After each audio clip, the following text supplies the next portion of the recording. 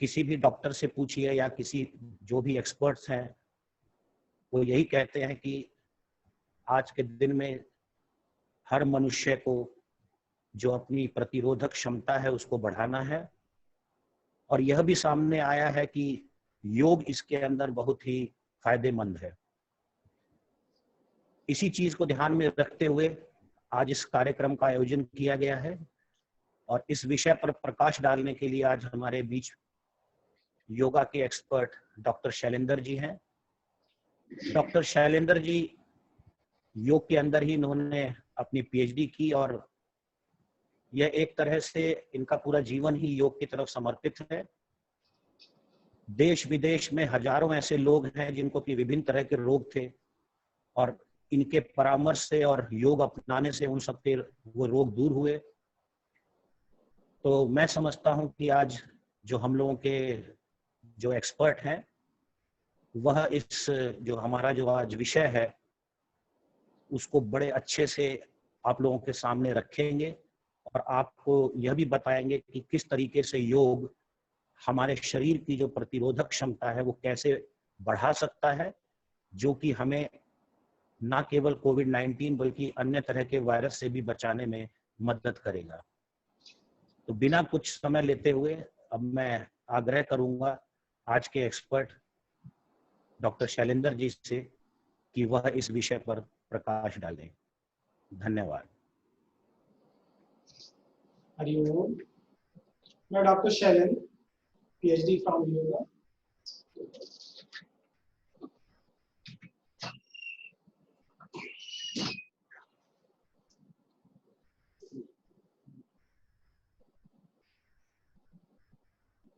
मैं डॉक्टर शैलेंद्र, प्रयाग विश्वविद्यालय से मैंने योग में ही पीएचडी किया था। मेरे जीवन की शुरुआत कनाडा से हुई। बाद के दिनों में मैंने विभिन्न हिमालय के क्षेत्रों में रहकर योग की सूक्ष्म क्रियाओं का अध्ययन और प्रैक्टिकल मैंने किया। आज का जो विषय है कि हमारी प्रतिरोधक क्षमता कैसे बढ़े ताकि हम अपने को रोगों से बचा सकें। सबसे पहले मैं योग के कंसेप्चुअल ओरिएंटेशन को आपको दूंगा क्योंकि बौद्धिक लोग ही ज्यादा हैं। उसके बाद कुछ प्रैक्टिकल मैं बताऊंगा। शुरू करने के पहले ही मैं आपको एक चीज बता दूं, पता नहीं मेरे मन में ऐसे ही उपजा, यहाँ से एक जुड़ाव सा है। मैं आपको 5 मिनट की एक क्रिया बताऊंगा, मात्र 5 मिनट की। अगर डेली 24 घंटे में 5 मिनट आप करेंगे, और ये भी मैं दावे के साथ बताऊं कि पूरे विश्व में आज तक वो डिस्क्लोज नहीं है, तो 24 घंटे के लिए आपको एक अद्वितीय ऊर्जा मिलेगी। कभी थक नहीं सकते हैं, निद्रा की प्रॉब्लम नहीं हो सकती है, तनाव ग्रसित नहीं कर सकता है, रोग व्याधि धीरे धीरे आपके शरीर से लगेगा, चाहे जो भी रोग जिस लेवल पे हो, कॉमन कोल्ड से लगाए कैंसर तक मैं आपको बताऊंगा। आपको तुरंत 2-4 दिन में ऐसा लगेगा कि मुझे आराम मिला, क्योंकि थोड़ी सूक्ष्मता। शुरू के दौर में मैं भी कम से कम 6 घंटे डेली योग करता था, जिसमें आसन प्राणायाम होते थे।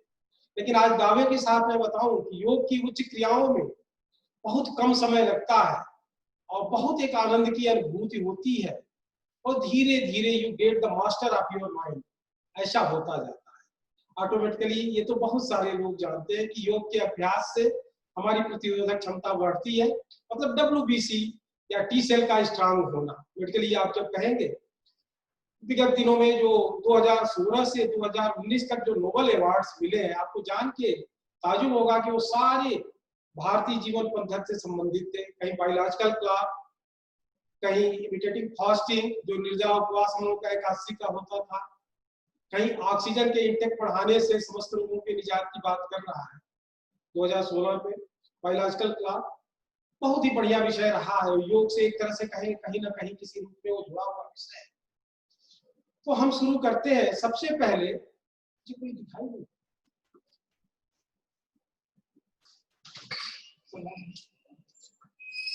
सबसे पहले हम महामंत्र ओम का जप करते हैं, फिर अपनी चर्चा शुरू करें। एक कंसेप्ट देते हुए बाद में हम क्रिया पर केंद्रित होंगे। पूरा सेशन 1 से 1.5 घंटे का मैंने यहाँ रखा है। अगर उस क्रिया को आप सीख लेते हैं तो आज ही करेंगे, और देखिए आपको आज के बाद कल ही क्या आपका रिस्पांस रहता है। एक दिन में उस क्रिया को करने में समय मैक्सिमम 5 मिनट आपको लगेगा। उस क्रिया को विधिवत में आपको बताऊंगा। अब मैं शुरू करता हूं। योग के जो सर्वोच्च मास्टर है महर्षि पतंजल, मैं उनको पहले प्रणाम करता हूं। महामंत्र ओम का जब शुरू करते हैं हम लोग, ओम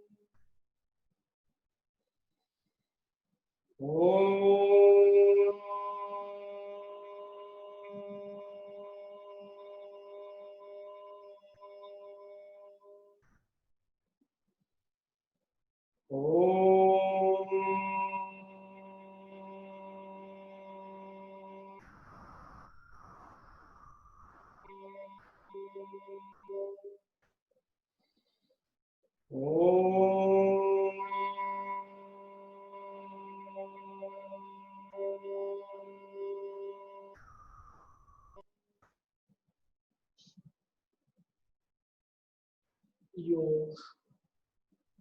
महर्षि पतंजलि ने योग सूत्र की रचना की, जिसमें योग को उन्होंने डिफाइन किया, योग चित्त वृत्ति निरोध। योग चित्त की वृत्तियों का निरोध है। हम मैनेजमेंट की भाषा में कह सकते हैं कि we are slave of our minds. Yoga is a process by which you can get the master of our mind.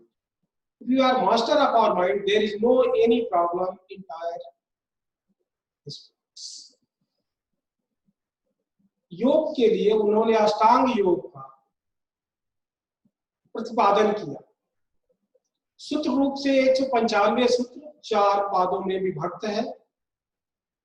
पहला जो है समाधि पाद, सूक्ष्म विषयों का उसमें विस्तार से वर्णन करते हैं। दूसरे पाद जहां पे साधन पाद है, जहां की आसन, प्राणायाम, प्रत्याहार की बात होती है। फिर विभूति पाद, इनसे क्या आपको लाभ होता है, क्या विभूतियां मिलती है। प्रत्याहार, धारणा ध्यान समाधि, धारणा ध्यान समाधि की बात उसमें आती है। फिर कैवल्य पाद कि कैसे हम इनलाइट होते हैं, कैसे हमें मोक्ष की प्राप्ति होती है। विषय थोड़ा सा दुरूह था। बाद में व्यास और विज्ञान भिक्षु ने 2 भाष्यों को लिखा, तब समझने में थोड़ी सी आसानी हुई, क्योंकि सूत्र थोड़ा सा गूढ़ होते हैं, आम आदमी की समझ से थोड़ा सा परे होते हैं। भाष्यों के माध्यम से, जिसमें उन्होंने एक भी आसन का वर्णन नहीं किया। अष्टांग योग में उन्होंने केवल आसन के संदर्भ में 3 सूत्रों की व्याख्या की है। स्थिरम सुखमासनम, दूसरा प्रयत्न शैथिल्यम अनंत समापत्ति भ्याम, तीसरा इसकी सिद्धि से क्या होता है, द्वंद्वाभिघात निरोधा। गर्मी, ठंडा, भूख, प्यास, सुख, दुख, इनसे कम प्रभावित होंगे। जितनी मात्रा में आपका आसन सिद्ध होगा, इन द्वंद्वों का आघात आपको प्रभावित कम करेगा। योग के अनुसार आसन शरीर की स्थिरता और सुख की अनुभूति हो, उसे आसन कहेंगे। बेसिक रूप से आप समझ लें, आसन और व्यायाम में बहुत ही अंतर है और दोनों की उपयोगिता अपनी अपनी जगह पे ठीक है। हम व्यायाम को गलत नहीं कर सकते हैं। व्यायाम प्राण की वृद्धि से व्यायाम बना है, लेकिन जहां व्यायाम से शक्ति का क्षरण होता है, आसन से और बल्कि हमारी ऊर्जा बढ़ती है। आसन को कोई भी वृद्ध, बालक, रोगी कोई भी कर सकता है।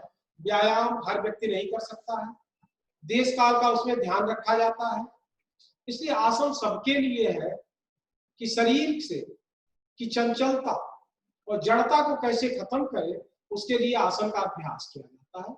बाद के ग्रंथों में हठयोग प्रदीपिका, घेरंड संगीता, गोरख संगीता, योग तारावली, इन ग्रंथों में आकर जो आज व्यायाम के शक्ल में आसन कराए जाते हैं, तो सबसे पहले हठयोग प्रदीपिका में उन्होंने 11 आसन और 4 ध्यान के आसनों का उल्लेख किया।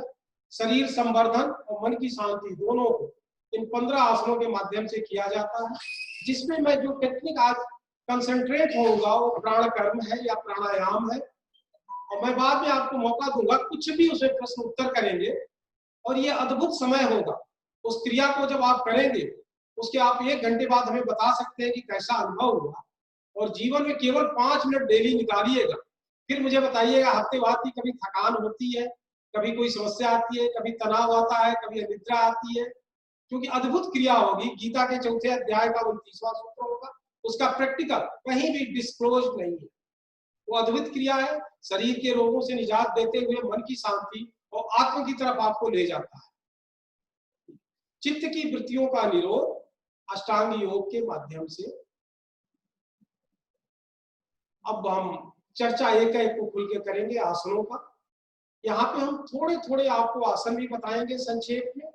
मुख्य रूप से जो हम जानते हैं कि आज के दौर में हर आदमी टीवी और सोशल नेटवर्किंग से जुड़ा है, आसनों को थोड़ा बहुत हर आदमी जानता है। अगर डेली शरीर संवर्धन के लिए कुछ आसन करना है तो गिने गिने आसन, अगर उनका अभ्यास आप करते हैं तो शुरुआत दौर में आप रिचार्जिंग कर सकते हैं अपने मुक्तासन श्रेणी के, जिसमें सारे जितने भी जॉइंट्स हैं उनको मैं उसका प्रैक्टिकल आपको दिखाऊंगा, अपने प्रैक्टिकल के क्रम में दिखाऊंगा, अभी थ्योरी का क्रम है। तो रिचार्जिंग और देन गिने गिनाए आपको 8-10 आसन करने हैं। जीवन में सारे रोगों से अपनी पूरी WBC को कैसे बढ़ाएं, अपनी प्रतिरोधक क्षमता कैसे बढ़ेगी, उससे आप कहेंगे अगर हमें तर्क का तो वैज्ञानिक पक्षों से, क्योंकि मैं एक डॉक्टर की तरह भी काम करता हूँ अल्टरनेटिव थेरेपी पे, इसलिए मोस्टली हमारे करीब 300 डॉक्टर ही तो पेशेंट है। कोई MD है, कोई PhD है, कोई DM है, तो मोस्टली अल्टरनेटिव थेरेपी को मेरे पेशेंट है।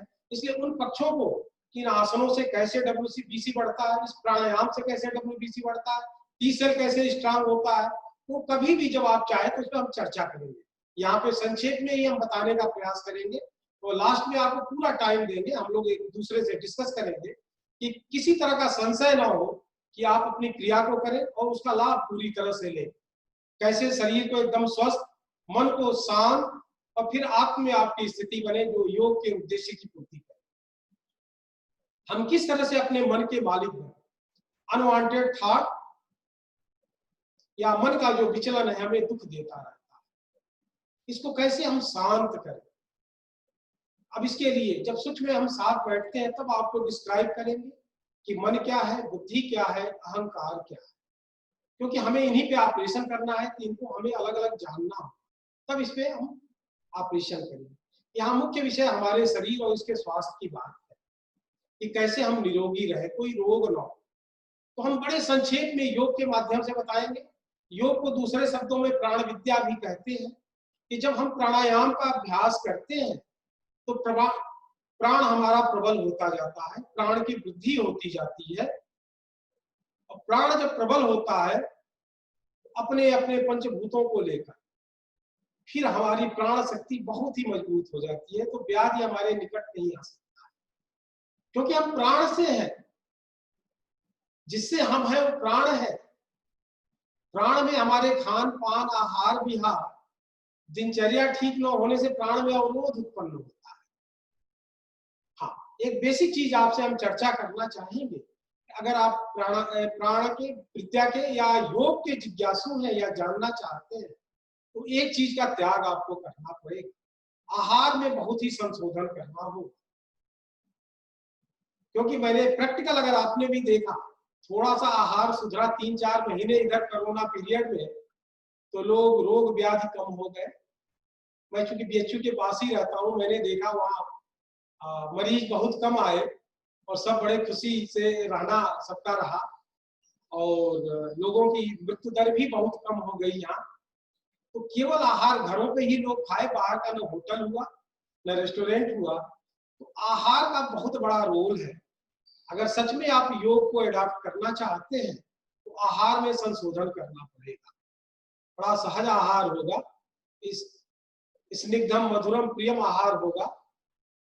घी होना चाहिए, मिठाई होना चाहिए, मलाई होना चाहिए, ये सब चीजें होनी चाहिए। एसिडिक चीजें कम से कम हो तो लाभ तुरंत दिखाई देगा।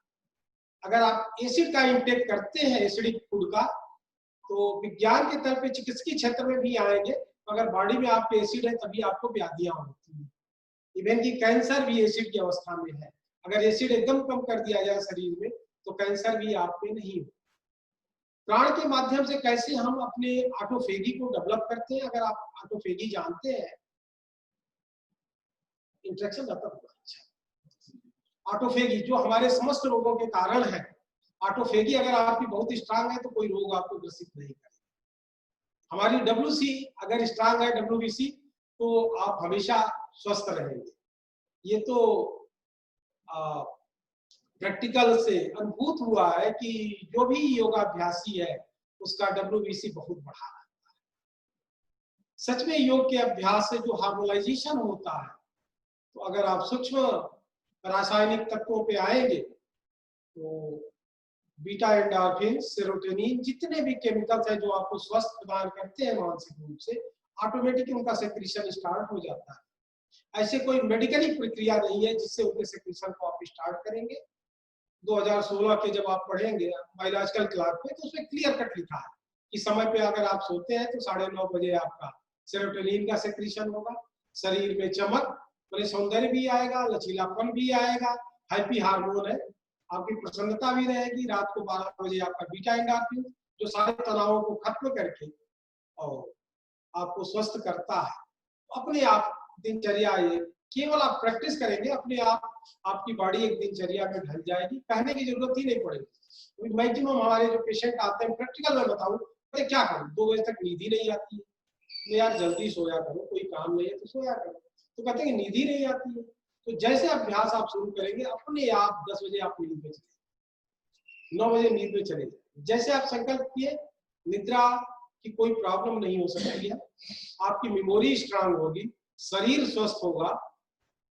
अब जैसे मैं बताऊं, मैं तो एक लंबे समय से करता हूँ सूक्ष्म क्रियाओं को, तो मेरी वर्किंग कैपेसिटी डेली मिनिमम 18 घंटे, 20 घंटे बहुत आसानी से, कभी कोई थकान नहीं।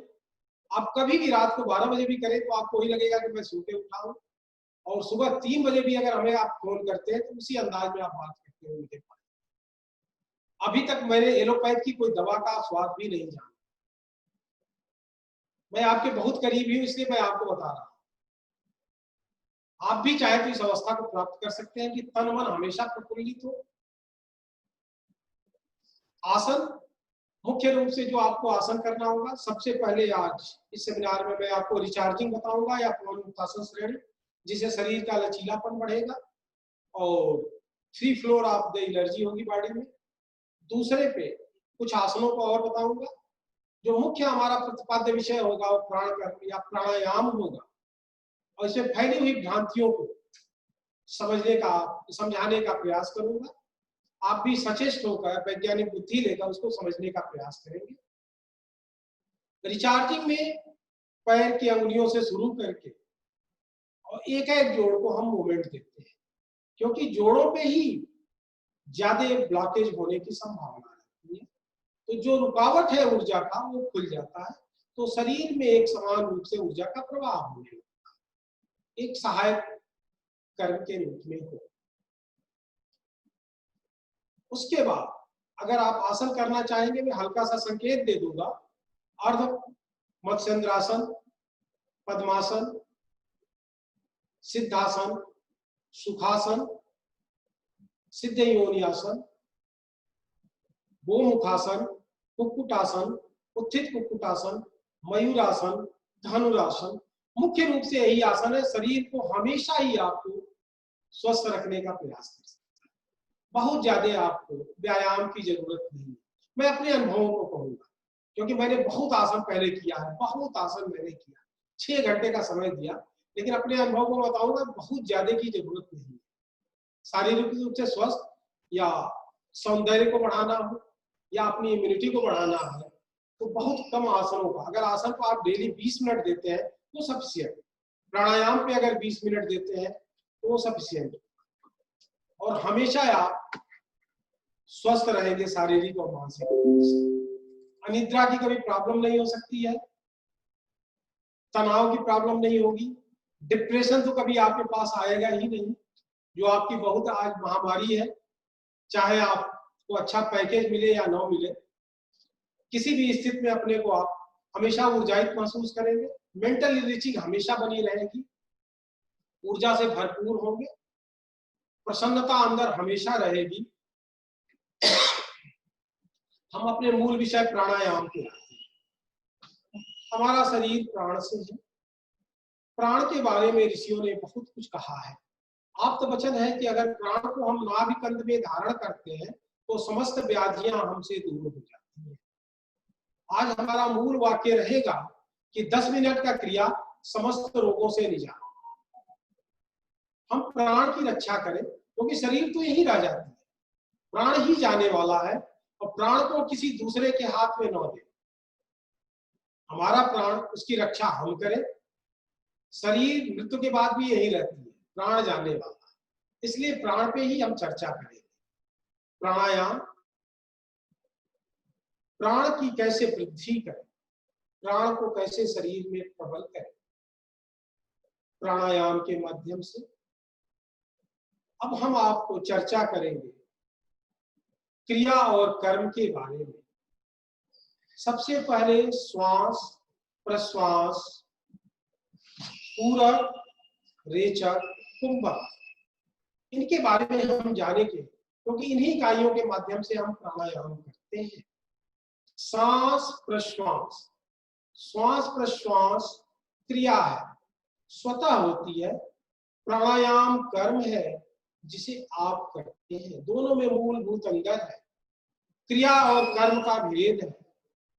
प्राणायाम कर्म है और सांस प्रश्वास क्रिया है। इन 4 शब्दों को विस्तार से समझेंगे। श्वास के बाद ही हम पूरे की क्रिया करते हैं।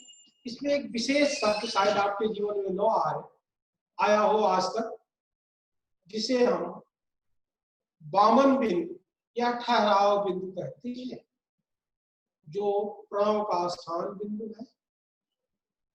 थोड़ा सा आपको पहली बार आने के कारण हो सकता है कि कठिनाई महसूस हो। प्रणव बिंदु वो बिंदु है, वो क्षण विशेष है जहां न सांस होता है न प्रश्वास होता है। अब हम अपनी वैज्ञानिक दृष्टि से सांस की क्रिया को समझने का प्रयास करते हैं। आंख बंद करके सांस अंदर जाती है, सांस बाहर आती है।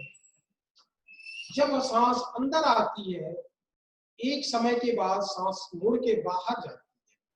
वो क्षण बिंदु जहां से सांस मुड़ती है उसे वामन बिंदु या ठहराव बिंदु कहते हैं। हम प्राणायाम के कर्म को इस ठहराव बिंदु से ही शुरू करते हैं। इसके पूर्व या बाद में वो सांस प्रश्वास की क्रिया होती है।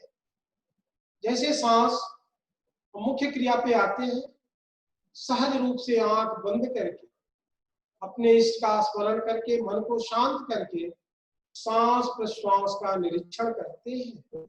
सांस अंदर गई, सांस बाहर आई, सहज होकर इसे जानने का प्रयास करें। प्रकृति प्रदत्त इस क्रिया को जानने का कि कैसे ये जा रही है, जाते जाते रुकती है, फिर मुड़ के बाहर आती है। जहां से मुड़ती है, जहां पे पाउज होती है, उस क्षण को आप जानने का प्रयास करें। जैसे फ्रिक्शन ऑफ टाइम, इस क्षण को जानने का प्रयास करें, क्योंकि कर्म की शुरुआत इस क्षण से ही हम करेंगे। अच्छी तरह जाने, समस्त रोगों से आप मुक्त हो जाएंगे। आज इस सेशन के बाद ही आपको अनुभव होने लगेगा, कुछ अलग ही महसूस होगा। आंख बंद करके आज उस ठहराव बिंदु को खोजने का प्रयास करें। पूरा गहराई से ध्यान लगाएं।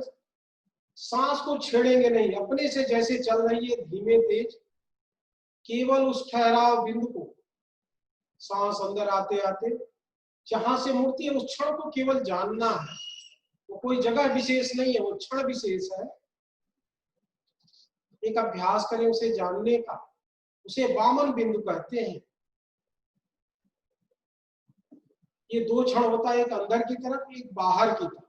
दोनों को जाने, बाहर का वामन बिंदु, अंदर का वामन बिंदु।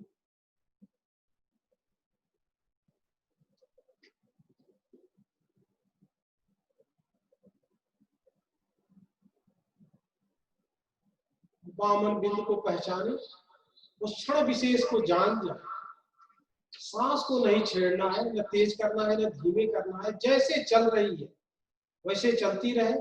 केवल इन 2 क्षणों को आप जाने, अंदर जहां से उड़ रही है, बाहर जहां से उड़ रही है, तो क्षण विषय को जाने। फिर आगे हम क्रिया का उल्लेख करते हैं, आपको समझाने का प्रयास करेंगे। वामन बिंदु पे सजग होके जाने, तो क्षण ऐसा होता है जहां न सांस होती है न प्रश्वास होती है। तो अद्भुत क्षण है, आगे के अभ्यासों में आपका उसका विस्तार से वर्णन होगा।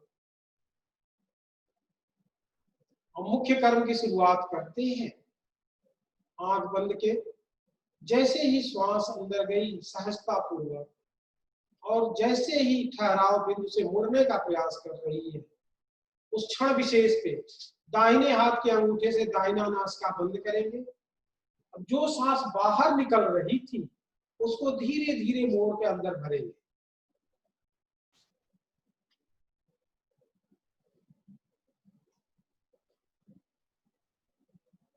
भरने के बाद दोनों बंद करेंगे।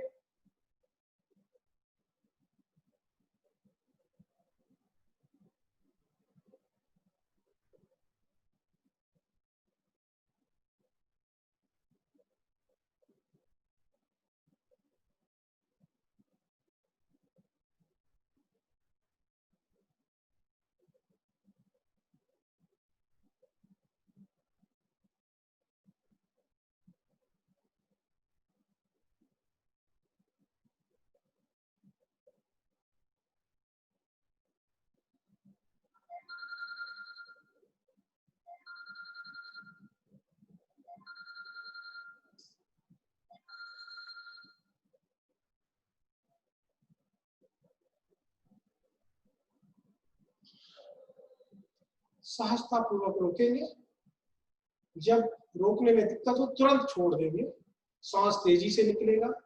ये चूंकि श्वास है, प्रश्वास, इसको कंट्रोल नहीं करना है। जो आपने कंट्रोल किया वो प्राण से संबंधित है, बाद में विस्तार से बताएंगे कि पूरक आपने किया, पूरक करने के बाद आपने कुंभक किया, रोकने को रोका था। सहजता पूर्वक, कभी भी जबरदस्ती नहीं, सहजता पूर्वक जब तक रुके, वो 5 सेकेंड, 10 सेकेंड, 20 सेकेंड। मेरा अभ्यास करीब 5 मिनट का है। हार्ट की बीट्स बंद हो जाती है। मेरे अपने गुरु भाई हैं, उनका अभ्यास अंदर भी 1 घंटे रोकने का, बाहर 1 घंटे रोकने का। अवस्था है 85 साल, आजमगढ़ में रहते हैं हरीशचंद्र जी। इतना बलशाली है कि मैं आपसे वर्णन नहीं कर सकता, हमसे कई गुना बलशाली। ठीक, ये प्रथम उसका पाद हुआ। 4 चरणों में ये होगा। प्राणायाम बताता हूँ, 2 चक्र आप करेंगे, फिर उसके फायदे को आप देखेंगे। जो सांस निकलती है उसको कंट्रोल करने का प्रयास नहीं करते हैं, अंदर झटके से आती है उसको भी नहीं कंट्रोल करते हैं। केवल हम पूरक, रेचक और कुंभक पे काम करेंगे। दूसरा इसका चरण में करते हैं। सांस सहज रूप से आ रही है, जा रही है, सहज हो गई। सांस बाहर अपने से आई, आपने कुछ भी प्रयास नहीं किया। बाहर आने के बाद अंदर जब लौटने को भी, उस समय बाईं नासिका बंद करके दाईं से और बाहर निकालेंगे। उल्टा कौन बहावे योग। जब वो अंदर आ रही थी उसको मोड़कर और बाहर निकालेंगे धीरे धीरे, फिर दोनों बंद करेंगे।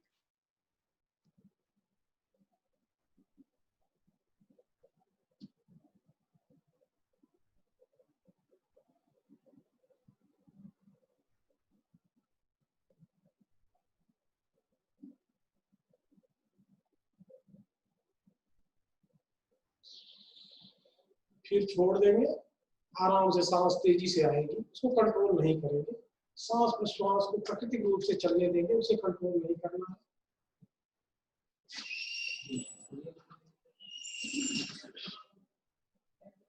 थोड़ा तेजी से सांस प्रश्वास चलेगी, फिर सहज हो जाएगी। सहजता हमेशा बनाए रहेगी।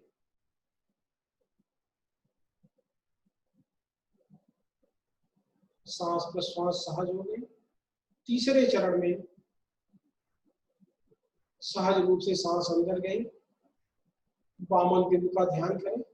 सांस बाहर आने जैसे लौटी, बाईं नासिका बंद करेंगे, दाहिने से उस सांस को मोड़ के अंदर की तरफ भरेंगे।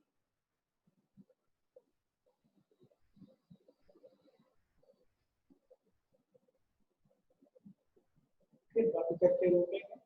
सहजता पूर्वक जब में रोक सके, कोई जबरदस्ती नहीं।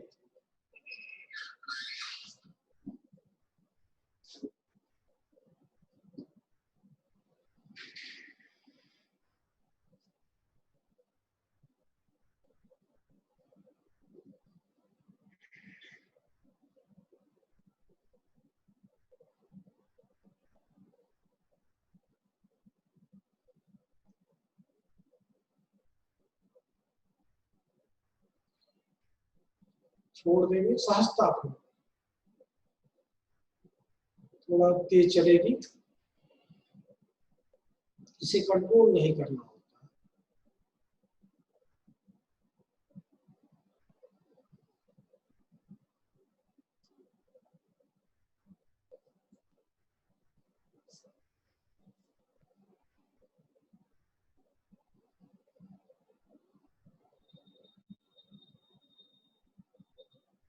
फिर सांस सहज हो गई। चौथे चरण में सांस बाहर गई और जैसे उल्टा लौटना चाहेगी उस समय उसको और बाहर निकालेंगे। देख लें,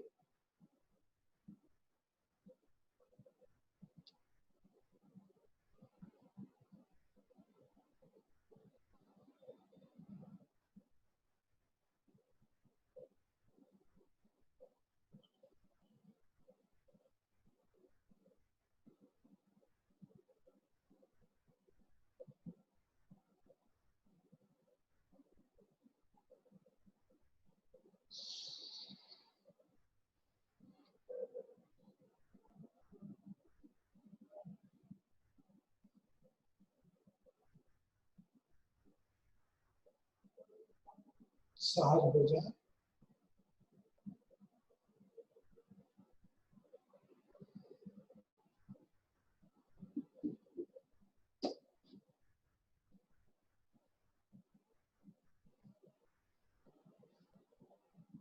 ये एक चक्र प्राणायाम या प्राण कर्म हुआ। गीता के चौथे अध्याय के 29वें सूत्र में भगवान कृष्ण इसको सर्वोच्च यज्ञ के रूप में कहते हैं। मैं दावे के साथ बताऊं, विश्व के किसी भी क्षितिज पे जाए प्रैक्टिकल नहीं मिलेगा। मेरे अपने ग्रुप का ही अनुभव है। हम लोग कम से कम कुछ नहीं होगा तो 1000 कैंसर एड्स इन पेशेंटों को टाइम टू टाइम पेपर पे, मिनिस्टर चाहे आयुष मंत्री हो या अरविंद के, इनको तो प्रैक्टिकल मैंने भी बताया विधिवत रूप से। इन लोगों के कितने मिनिस्टर्स, कितने ब्यूरोक्रेट्स, कितने क्या, वो मीनिंगलेस। एक सामान्य आदमी जब उस चीज को जाने अपने जीवन में चाहे तो हमारे जीवन की खुशी वही हो, अपने स्वास्थ्य को पाए, शारीरिक और मानसिक। और इस प्राणायाम को शुरुआत के दौर में 2 चक्र से ज्यादा नहीं करना। ये प्राणायाम आपको जैसा सोचते हैं शरीर को वैसा कर देगा। दुबला चाहेंगे दुबला, उसमें थोड़ी सी युक्ति होती है। मोटा चाहेंगे मोटा कर देगा, लेकिन किसी समस्या में आपको नहीं डाल सकता है। हाँ, एक अनुरोध होगा कि जब इस प्राणायाम को करें तो प्रयास करें कि एक निश्चित समय पे करेंगे तो मानसिक लाभ ज्यादा होगा।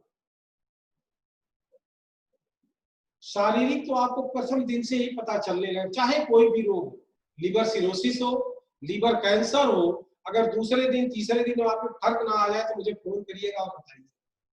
या तो कहीं ना कहीं गलती हुई, ये 100% हमने आजमाया हुआ मैं बताऊं। और इसके पीछे मैं कम से कम कुछ नहीं तो 200 ग्रंथों का अध्ययन करना पड़ा। भारतीय वांग्मय में वेदों से लगाए अंतिम काल तक के सारे ग्रंथों में योग का उल्लेख किया। उनको देखना पड़ा, उनको समझना पड़ा, कई विषम परिस्थितियों से गुजरना पड़ा, तब एक छोटी सी क्रिया मिली।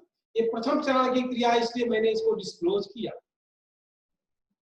इसको अनुलोम विलोम क्या कहते हैं, पूरक रेचक के साथ कुंभक की क्रिया, और एक केवल इससे जो ऊपर होती है केवली कहते हैं, तो केवल कुंभक होता है, उसमें न लेना है न छोड़ना है, दोनों बंद हो जाता है, बिना आप सांस प्रश्वास के होते हैं। जब देखना चाहे आपको दिखा दे, कहीं नहीं आज तक पता होगा। हमारे मित्र मंडली में किसी के 20 मिनट है। एक तो हरिश्चंद्र को तो मैं जानता हूँ, 85 साल के अध्यापक थे, हेडमास्टर, 1 घंटे बाहर भी रुक जाता है, 1 घंटे अंदर। लेकिन आहार बहुत संयमित है। डेली कम से कम गिरी हालत में 1 पाव घी पीते हैं। घी में ही प्राण की सबसे अद्भुत स्थिति कही गई है।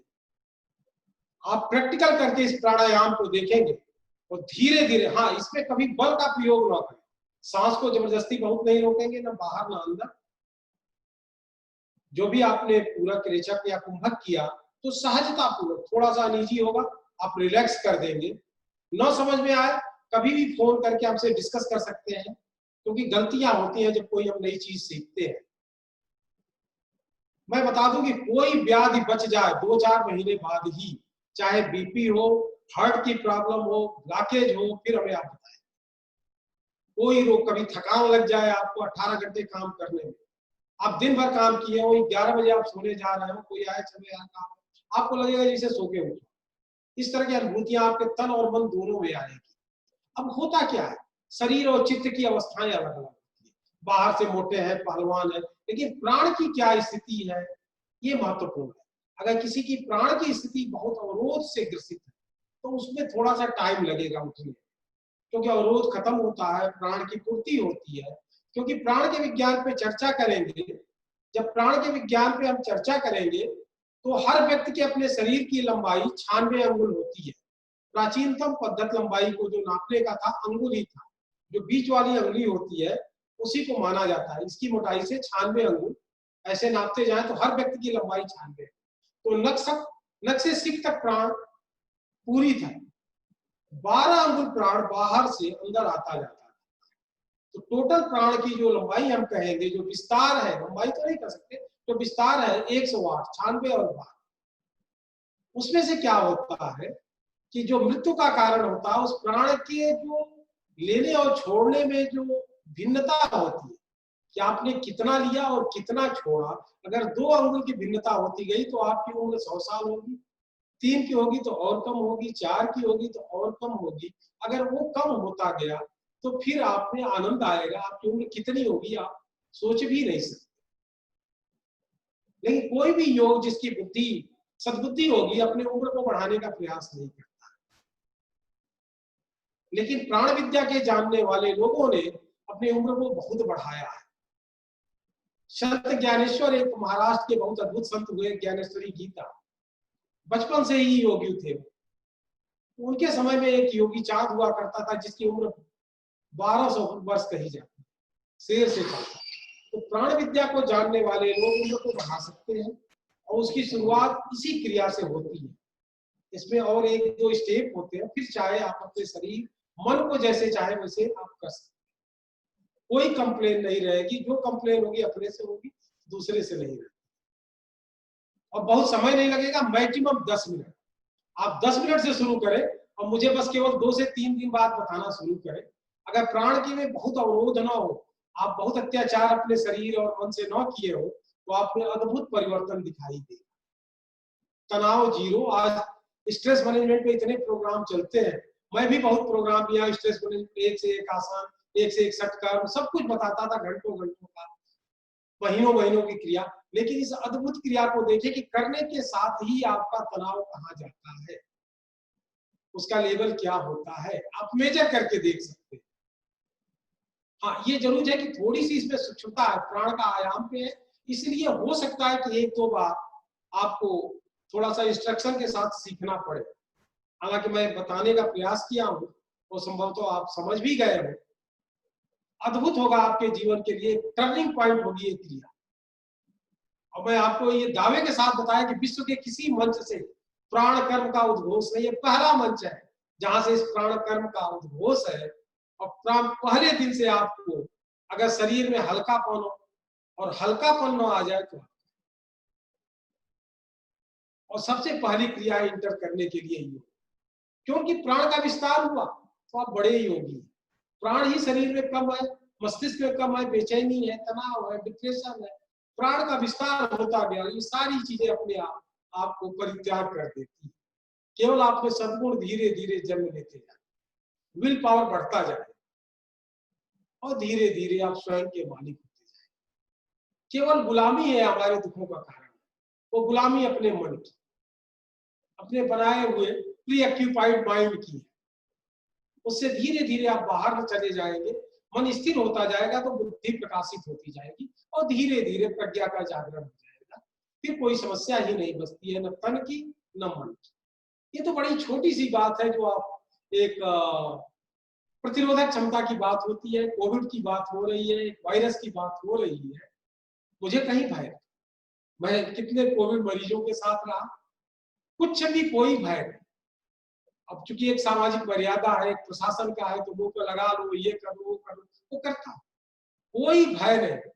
मैं आप कहिए जब भी बता दूं, शायद मुझे टैबलेट खाना ही नहीं, अगर बुद्धि भ्रष्ट न हुई, ईश्वर कृपा, क्योंकि उसको तो हमें लेना ही लेना होगा हमारे पूर्व कर्मों के, तो नहीं तो शायद जरूरत हो, एक्सीडेंट उसमें तो लेना ही पड़ेगा, नहीं तो ऐसे जरूरत आपको जीवन में नहीं पड़ेगी, न तनाव के लिए, न डिप्रेशन के लिए, किसी चीज के लिए।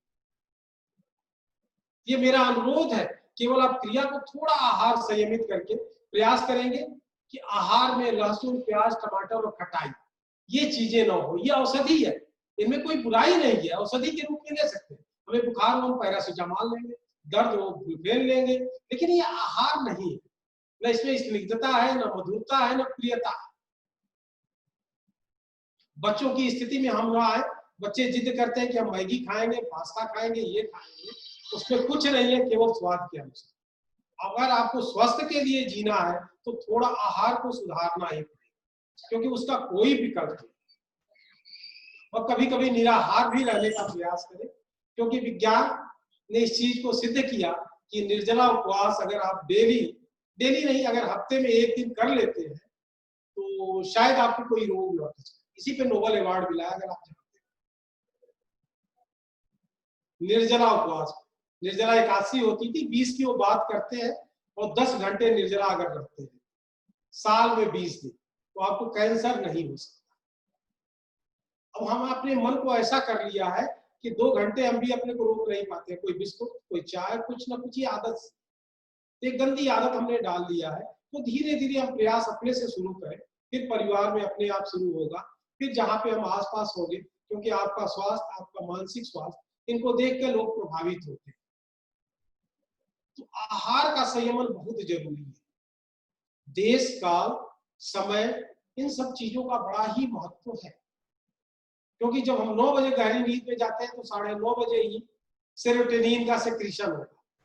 कोई विज्ञान की युक्ति नहीं है कि उसके सेक्रीशन को शुरू करें। 12 बजे ही बीटा एंडोर्फिन्स का सेक्रीशन होगा। दूसरी युक्तियां हैं यौगिक अध्यात्म जिससे उसका सेक्रीशन होता है, और कोई मेडिकल दवा दारू से नहीं हो सकता। इसलिए प्रयत्न करें कि संयम का जीवन हो और आपको जीवन में शांति का शुरुआत हो जाए। कितना टाइम हो गया? 10 मिनट से 5 बजे। ठीक है। मैं उम्मीद करता हूं कि प्राणायाम की इस क्रिया को आप लोग अच्छे से समझे होंगे। अब थोड़ा सा, जैसा कि चूंकि योग दिवस है, तो अष्टांग योग के 2 जो अंग है, आसन और प्राणायाम, दोनों का एक बार प्रैक्टिकल करके आपको दिखाता हूं, जिसमें शब्द कम होंगे, क्रियाओं का केवल हल्का हल्का मैं करूंगा, और ये सारी चीजें 15 मिनट के भीतर करने का प्रयास करता हूं। फिर महामंत्र के जप के साथ हम प्रयास करेंगे कि पूर्ण विराम दें। उसके पूर्व ही आपसे एक क्वेश्चन सेशन रखेंगे, आप जो चाहे वो पूछ सकते हैं, चाहे किसी विषय से हो। तो मैं विज्ञान का हूँ, मेडिकल साइंस भी वही पढ़ा हूँ मैं, और उतना ही मैथमेटिक्स का मैं स्टूडेंट रहा हूँ। तो मैं प्रयत्न करूंगा अपनी बुद्धि के हिसाब से कि आपके प्रश्नों का उत्तर दूं। और लेकिन ये बार बार अनुरोध करूंगा कि अगर आप कॉर्पोरेट में लाइफ में जाते हैं तो इस क्रिया को गांठ बांध लें, अपने जीवन का पार्ट एंड पार्सल बना लें, क्योंकि 18 घंटे वहां आपसे काम लेना है। आप थकेंगे नहीं, व्याधि नहीं होगी, आपकी शक्ति बढ़ती जाएगी, और जब आप कमजोर नहीं होंगे और वर्क ज्यादा करें, कोई दिक्कत नहीं है। कमजोर है, वर्क ज्यादा करेंगे तो व्याधिग्रस्त होते जाएंगे, फिर मानसिक व्याधियों से घिर जाते हैं, अब बहुत सारी प्रॉब्लम होती है। तो इस क्रिया को अपने जीवन का मूल मंत्र बना लें कि 10 मिनट करना है। शुरू के दौर में कभी भी कर सकते हैं, बस किसी वेग के क्षणों में न करें। कोई भी वेग, भूख लगी है तो न करें, मूत्र, मल, कुछ भी वेग हो, सर्दी, उस वेग में न करें। जब अगर भूख लगी है, जलपान के बाद आप 20-25 मिनट बाद आप कर सकते हैं, कभी भी कर सकते हैं, राउंड द क्लॉक। रिजल्ट आपको मिलेगा शरीर में, उसी क्षण से मिलना शुरू होगा, क्योंकि बहुत थोड़ी सी प्राण की वृद्धि होती है। तो समस्त रोगों में प्राण सबका मूल है। विज्ञान जगत ने प्राण पे कुछ भी काम नहीं किया, हम उसके बारे में कोई कमेंट नहीं करेंगे, लेकिन हमें प्राणी कहा जाता है क्योंकि हम प्राण धारण करते हैं। तो प्राण का जैसे विस्तार होगा आपकी समस्याएं खत्म होती जाएंगी। उसके अंतर्गत ही आपका इम्यून पावर, चाहे micro secretion of the chemicals, ये सारी चीजें, हार्मोनाइजेशन, ये सारी चीजें सम्मिलित, ये तो हर जगह सिद्ध हो गया। उतना तो आप सोशल मीडिया से लगाए, विज्ञान या न्यूज से जुड़े हैं, पेपर से, कि सब लोग जानते हैं कि योग करने से WBC बढ़ जाता है, टी सेल स्ट्रांग हो जाता है, तो रोग से लड़ने की क्षमता, prevention is better than cure, तो आप प्रिवेंटिव हो जाएंगे, आपको डर भय नहीं रहेगा। योग निश्चित रूप से आपको एक बल देगा कि आप निर्भय हो सके। जो शरीर के रोग हो, मन के रोग, इन सबों से आप हमेशा, आपकी क्षमता, मैं दावे के साथ कहूं कि मुश्किल से 15 दिन जाते जाते 18 घंटा आप थक ले सकते, बशर्ते आहार में एसिड कम हो। आहार का नियमन बहुत जरूरी है, ये मैं अपने व्यक्तिगत जीवन का अनुभव किया है, क्योंकि मैं भी कॉर्पोरेट लाइफ में रहा हूं, मैं भी विदेशी यूरोपियन कल्चर को देखा हूं, खाने की यहाँ की आदत, वहां की आदत बहुत ही खराब है। एक कोरोना काल में मैंने देखा कि मैक्सिमम लोगों के आहार संयमित हो गए थे, रेस्टोरेंट बंद, कहीं कुछ मिलना नहीं तो घरों में खाए और ज्यादा निरोगी रहे। आपको भी ये पता होगा, आप भी इसी समाज में है, न कोई डॉक्टर, न शमशान, भाई हम भी सामाजिक है तो शमशान जाना पड़ा, कोई वहां जा भी नहीं रहा है। नहीं तो मैं डेली PHU देखता था, 20-25 लाश ऐसे निकलती रहती थी, आज निकलती ही नहीं है, न डॉक्टर है न लाश निकल रही है। लोग प्रफुल्लित है, उससे हाहाकार भी नहीं हुआ, एक सामान्य रेट से डेथ हो रही है। हम संपूर्ण की बात करते हैं, संपूर्ण स्वास्थ्य की बात करते हैं। योग के परिप्रेक्ष्य में अगर कोई, जैसे आज देखता हूं मैं यूरोपीय कल्चर में, पैर के लिए योग, कान के लिए, आंख के लिए, नाक के लिए, कोई मतलब नहीं। प्राण केवल वृद्धि करो, अपने आप जैसे विस्तारित हो रहा है जिन अंगों में, विस्तारित होता जाएगा, उस अंगों को प्रफुल्लित करता जाएगा, स्वस्थ करता जाएगा, आप आनंदित होते जाएंगे, आपकी चमक बढ़ती जाएगी, कभी भी समस्याएं नहीं। एक लंबे समय के बाद आप निर्भय भी हो जाएंगे, क्योंकि जितनी मात्रा में आसन से शरीर की स्थिरता और सुख की सिद्धि, उतनी ही द्वंद्व के आघात से आप मुक्त हो। अनुभूत जन्य है, मैं आपको बताऊंगा कि जैसे क्रियाओं को करेंगे, जो चीजें अनुभूत होगी वो बुद्धि के परे हो, क्योंकि तत्व साक्षात्कार बुद्धि गम्य नहीं है, अनुभूत जन्य है। मैं आपसे अगर ये पूछूं कि आपने आज घर पे जो रोटी खाई उसका स्वाद कैसा था, तो सुबह से शाम तक आप बताएं, अगर मुझे, मैं नहीं समझ पाऊँ, आप भी किसी को नहीं समझ पाएंगे, लेकिन उसको किसी को खिला के या बता के वो अनुभूत कर लेगा, तो फिर बात की जरूरत नहीं। अनुभूत करके वो बहुत ही महत्वपूर्ण है। इसके साथ ही अब हम प्रैक्टिकल सेशन शुरू करते हैं, हल्के कुछ आसन और इस प्राणायाम क्रिया को एक बार और करूंगा, फिर आपसे प्रश्न उत्तर का एक सेशन रहेगा, उसके बाद मैं समाप्त। धन्यवाद। हम प्रैक्टिकल सेशन शुरू करते हैं, रिचार्जिंग शुरू करेंगे, फिर उसके बाद प्राणायाम का छोटा सा सेशन और फिर ओम जप के साथ। धन्यवाद। शुरू करते, ये तो जाएगी आवाज में, ठीक था।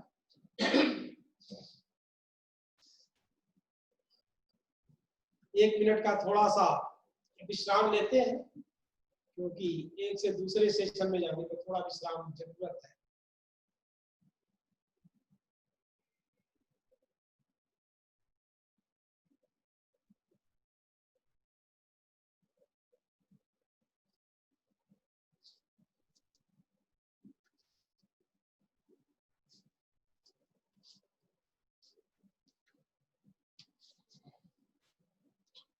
दिखाई दे रहा है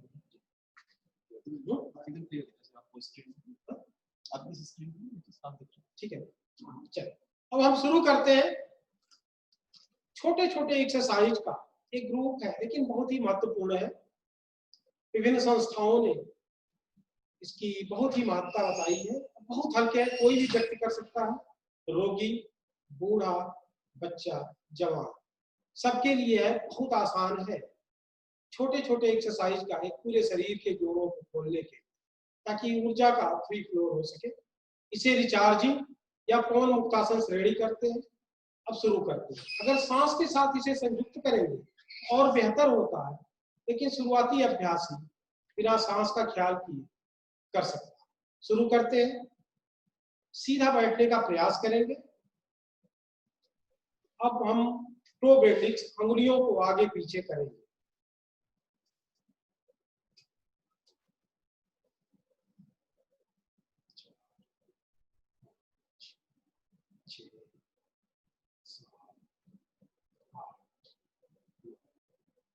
दस।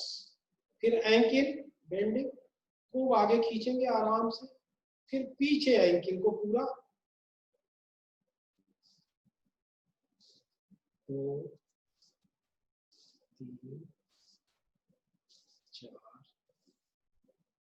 5 6 7 8 9 10। इसको रोटेट करेंगे एंकल को 2 क्लॉकवाइज। 3 4 5 6 7 8 9 10। 20 क्लॉक। 1 2 3 4 5 6 7 8 9 10। दाहिने पैर की जांघ के नीचे इंटरलॉक करें फिंगर्स को। Bend, raise, down, bend, raise, down, bend, raise, down, bend, raise, down, bend, raise, down, bend, raise, down, bend, raise, down. दूसरे पैर का करें। 10-10 बार का करते हैं शुरू में। Bend, raise, down. दूसरा पैर सीधा रहना चाहिए। Bend, raise, down, bend, raise, down, bend, raise, down, bend, raise, down, bend, raise, down, bend, raise, down, bend, raise, down. Half bend करें पैर को। Knee rotation 1 2 3 4 5 6 7 8 9 10। उल्टा 3 4 6 7 8 9 10। दूसरे पैर का भी करें। 1 2 3 4 6 7 8 10। उल्टा 3 4 6 9 10। बाएं पैर को दाहिने पैर की जांघ में, एंकल क्रैंकिंग। इसको रोटेट करेंगे एंकल का। 4 7 8 9 10। उल्टा करें एंटी क्लॉक। 3 4 8 9 10। दूसरे पैर को ऐसे ही 7 8 9 10। उल्टा 2 3 4 6 10। इस पैर को जांघ पर रखें। इसको नीचे पूरा दबाएं, क्योंकि पद्मासन। फिर इस पैर को इधर बगल में रखें। इसको दबाएं, पेट दबे, सीना बाहर रहे, सीधा एकदम। फिर एक बार इसको नीचे दबाएं, क्योंकि हमें स्थिरता के लिए पद्मासन या सिद्धासन को लेना होता है। तो ये सहायक होगा, हमारी इस पैर की जड़ता को कम करेगा, फ्लेक्सिबिलिटी इसकी लाएगा।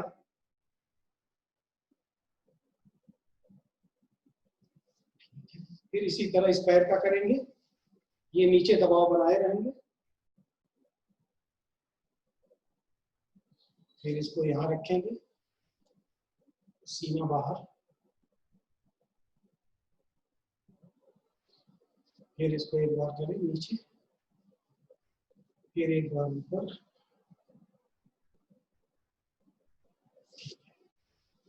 फिर इस पैर को एक बार रखें यहाँ पे, ऊपर और नीचे इसको।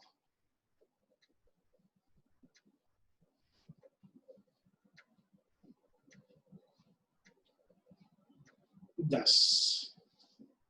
दूसरे पैर से ऐसे ही करें, नीचे ऊपर, 4 5 6 7 10। फिर पहले पैर को ऐसे ही करें, इसको रोटेट करें, हिप रोटेशन मोटे लोगों के लिए ठीक है।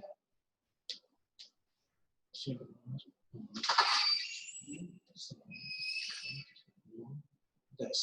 फिर इसका उल्टा,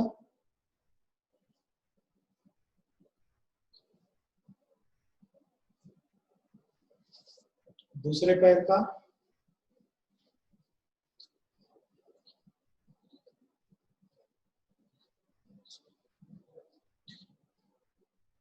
उल्टा,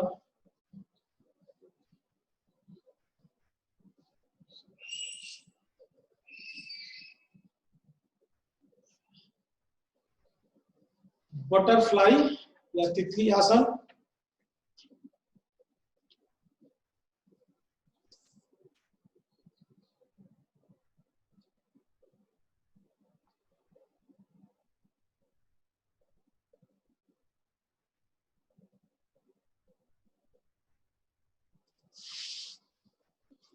चर्निंग द मिल्स,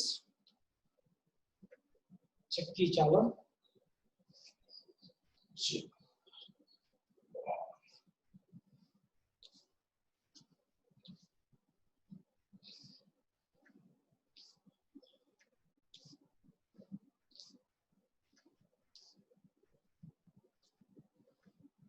पांच बार ही करें, बहुत है, शुरू में कर सकते हैं।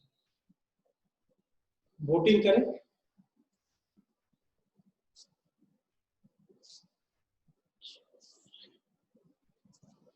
उल्टा,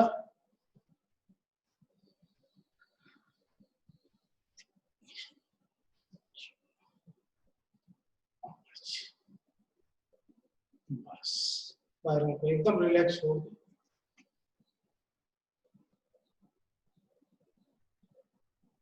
पैर ढीले छोड़ दें।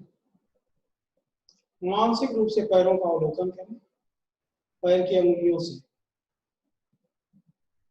पूरा पंजा पूरा देखते हुए आए कमर तक, और कमर से अंगुलियों, बार बार पैर को मानसिक रूप से विजुअलाइज करें।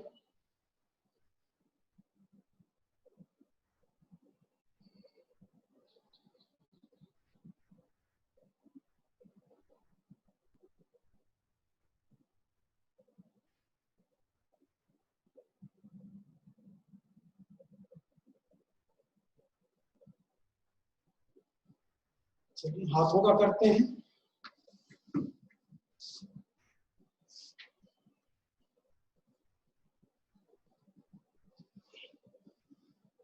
टाइट मुट्ठी बांधे और टाइट खोले।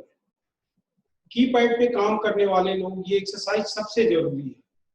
कार्पल टनल सिंड्रोम, सॉफ्टवेयर के फील्ड में कंप्यूटर पे काम करने वाले लोग टाइट बांधेंगे, टाइट खोलेंगे, उनके लिए सबसे जरूरी है, नितांत जरूरी है। फिर कलाई को ऊपर नीचे,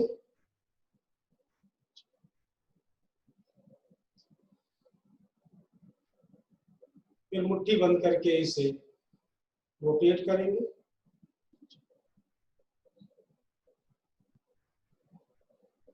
फिर उल्टा,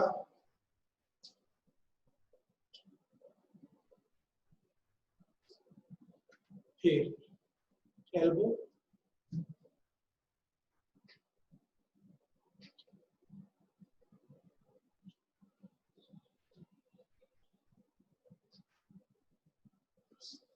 फिर कंधे का,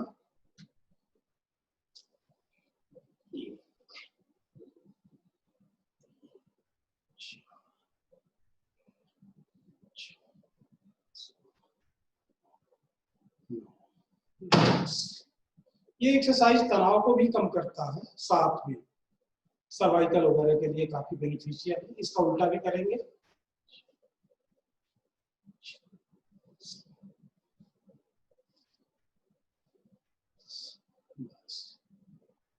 गर्दन का करते हैं। आज हर आदमी, चूंकि मोबाइल, कंप्यूटर, टीवी इस तरह से जीवन में ऐसा घुस गया है कि उसे टाल नहीं पा रहा है। सर्वाइकल, कमर दर्द, पेट का अपसेट होना, निद्रा का डिस्टर्ब होना, बहुत सारी चीजें समाहित है। ये गर्दन का जो एक्सरसाइज है सर्वाइकल के लिए स्पेशली, या तनाव को कम करने, दोनों में प्रयोग कर सकते हैं। सांस को अंदर भरेंगे, गर्दन को पीछे आप टालेंगे।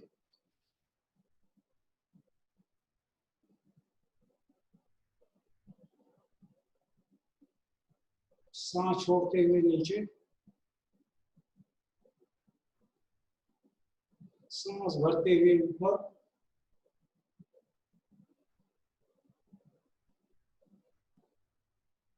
छोड़ते हुए नीचे। रिलैक्स।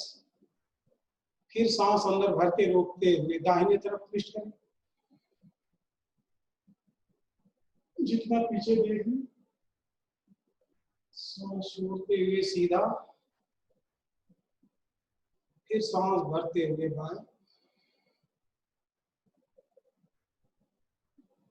सांस छोड़ते हुए सीधा, फिर सांस भरते हुए।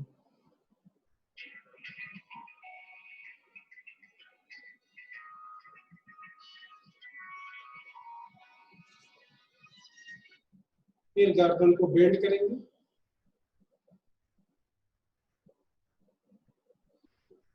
Left right.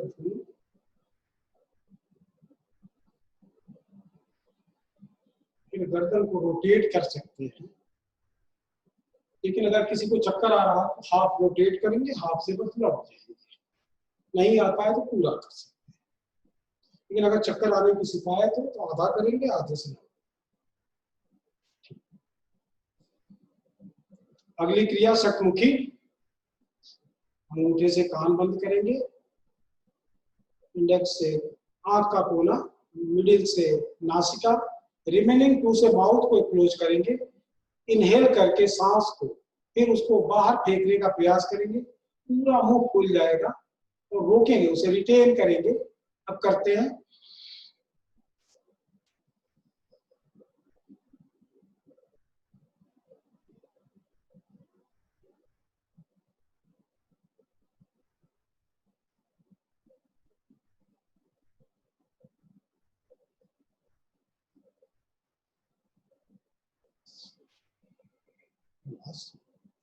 एक दो तीन चक्र कर सकते हैं। इससे चेहरे पे झुर्रियां नहीं आएगी, चेहरे की थोड़ी चमक बढ़ेगी, ईएनटी की प्रॉब्लम्स नहीं रहेगी, ईयर नोज थ्रोट की जो प्रॉब्लम्स होती है वो कम होती है। अब चेहरे की हल्की सी मालिश कर लें बाहर साइड में, कान के चारों तरफ क्लॉकवाइज, फिर एंटी क्लॉकवाइज। कान को पकड़ के आगे पीछे ऊपर नीचे, फिर मस्तिष्क के पिछले हिस्से में मसाज करते हुए हथेली से क्लॉकवाइज, फिर एंटी क्लॉकवाइज। इसे महसूस करें, फिर शांति से बैठ जाए। पूरे शरीर का अवलोकन करें, vipassana, head to toe, toe to head.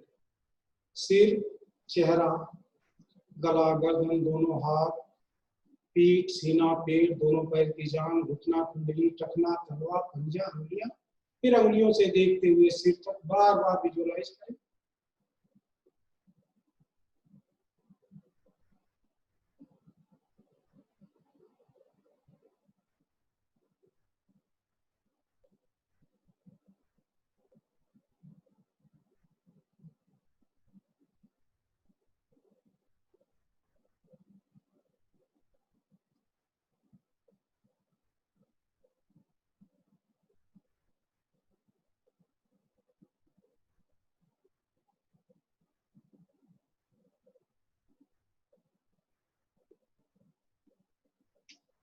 Relax. ये रिचार्जिंग का प्रथम सेशन था पूरा। इसके 3, एक प्रथम एंटी रूमेटिक कहा जाता है, फिर दूसरा है, फिर तीसरा। आज के सत्र में बस मैं इसको ही करता हूँ, इतना ही पर्याप्त होगा नए के लिए। एंटी रूमेटिक जोड़ के जो ब्लॉकेज है खुलते हैं और free flow of the energy body में होता है। प्राणायाम एक बार करके मैं फिर दिखा देता हूँ, संशय उसी पे ध्यान दें, लेकिन आहार का संयम हो, क्योंकि बिना नाड़ी शुद्धि के प्राणायाम की बात नहीं कही जाती है। नाड़ियां शुद्ध न हो, अगर मल से भरा हो तो दिक्कत आती है। इसलिए जो षटकर्म की प्रक्रिया योग में की गई है बहुत ही आसान है, लेकिन लोगों ने उसे कठिन कह करके लोगों को बहुत डराया।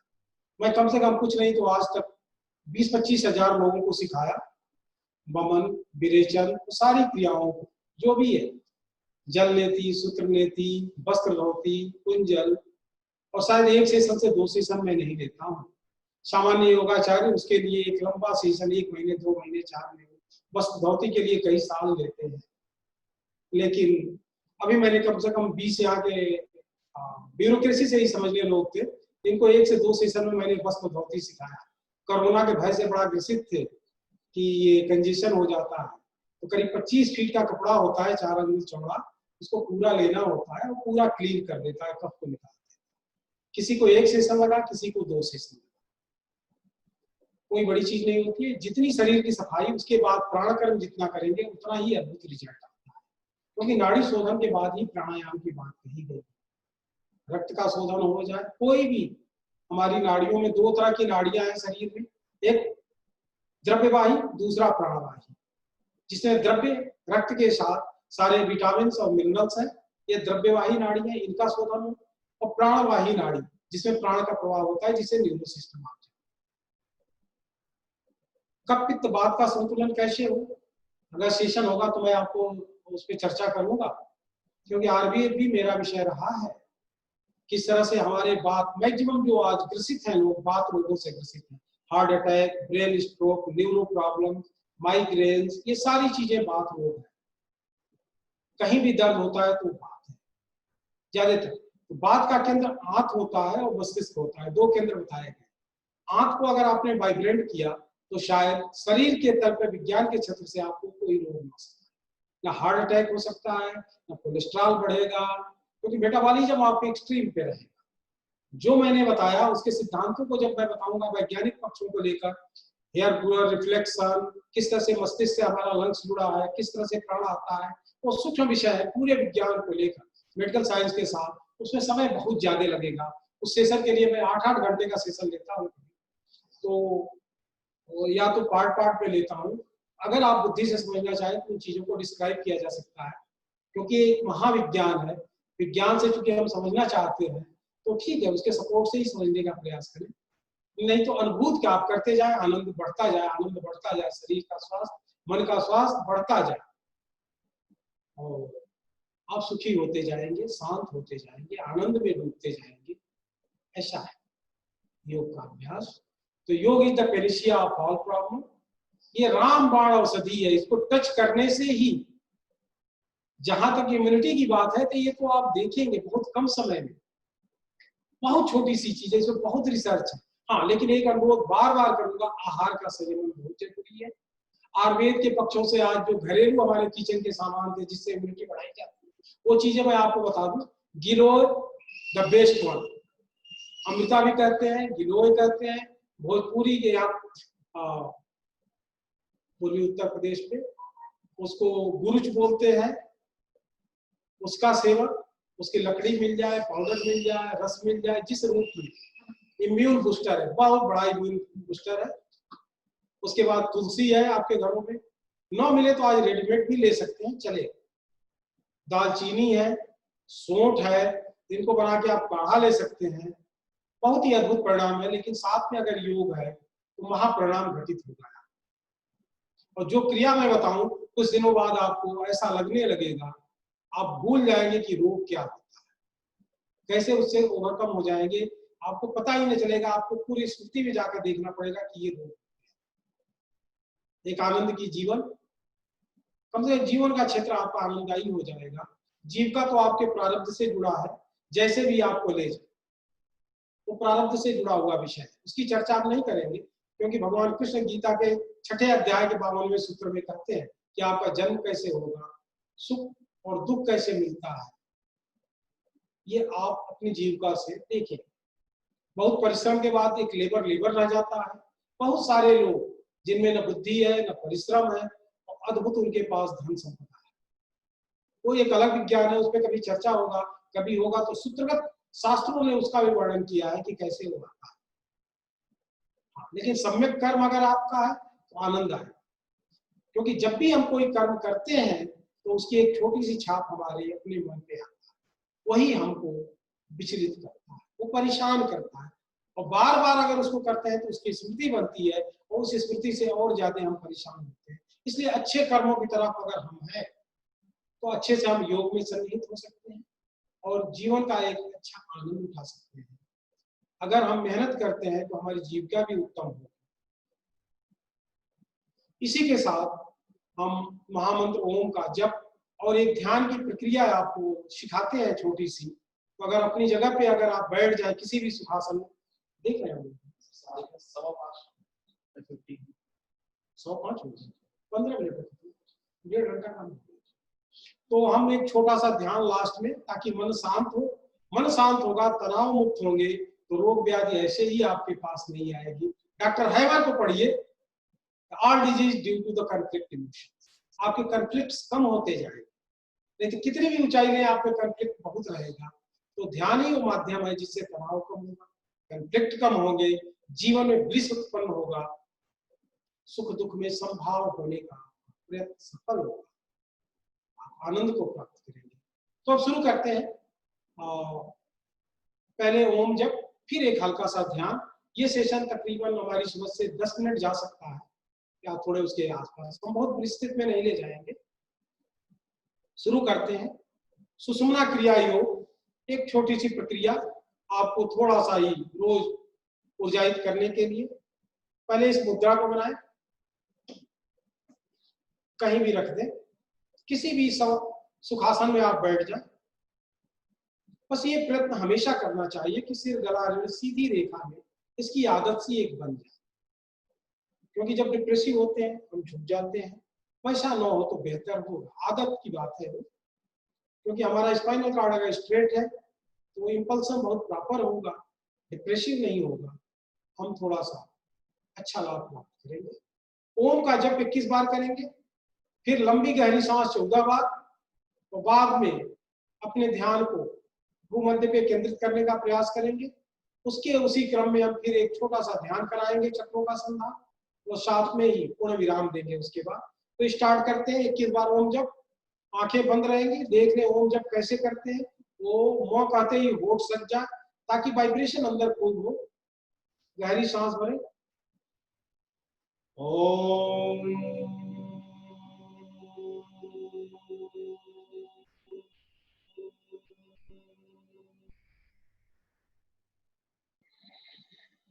ओम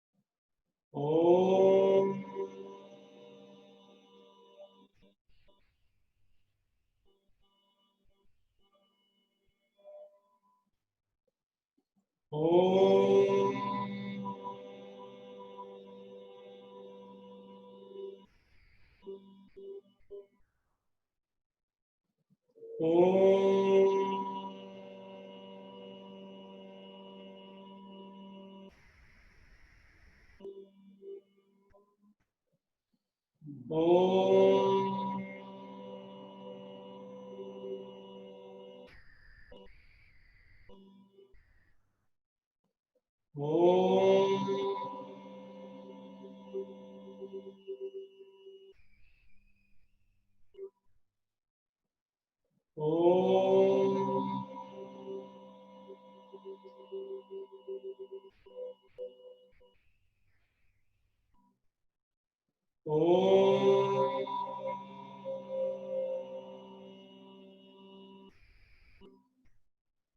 ओम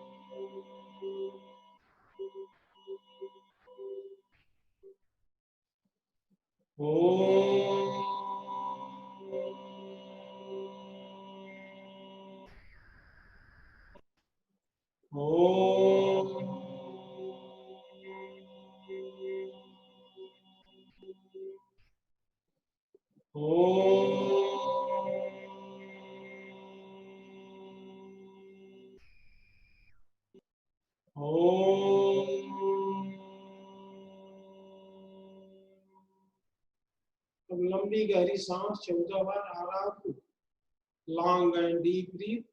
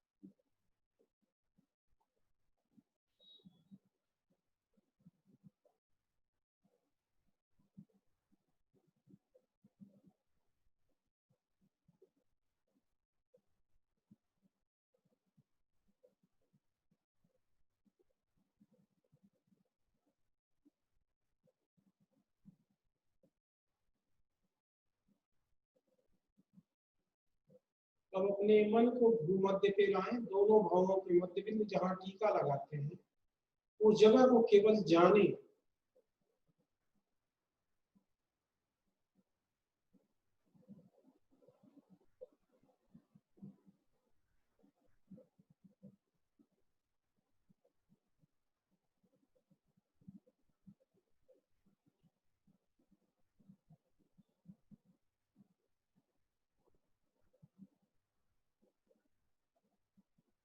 आंखें बंद रहेंगी, एकदम रिलैक्स, सिर गला रीढ़ एक सीधी रेखा में, चक्रों का संधान कराते हैं।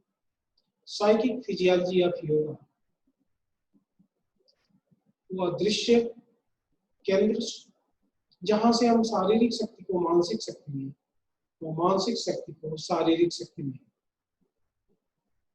कन्वर्ट कर सकते हैं। पहले उनका संधान करेंगे और अपनी चेतना को नाभि पे लाएं, आंखें अनवरत बंद रहेंगी, नाभि पे ओम जप करेंगे मानसिक रूप से।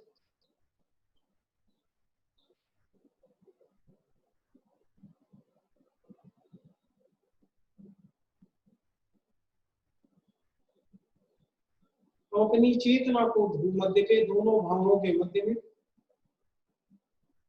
टीका वाले स्थान पे लाएं, वहां ओम का जप करें मानसिक रूप से।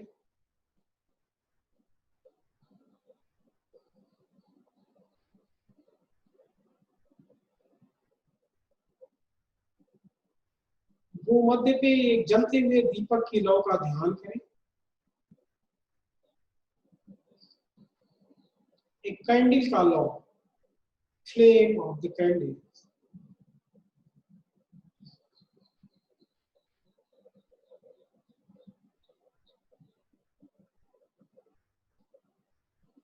भूमध्य पे ही अपने इष्ट का ध्यान करें। आपके इष्ट चाहे वो साक्षात महेश्वर हो, कोई देवी देवता महापुरुष जो भी हो, गुरु, उसके स्वरूप का ध्यान करें।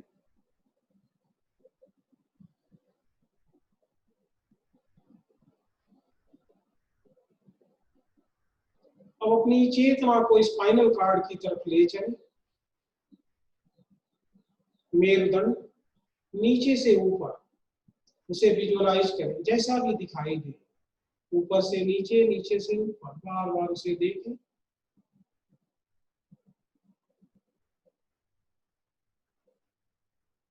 अब अपनी चेतना टेलबोन, स्पाइनल कार्ड का एकदम निचला हिस्सा, टेलबोन से 4 अंगुल नीचे अंदर की तरफ एक बिंदु की संकल्पना करें।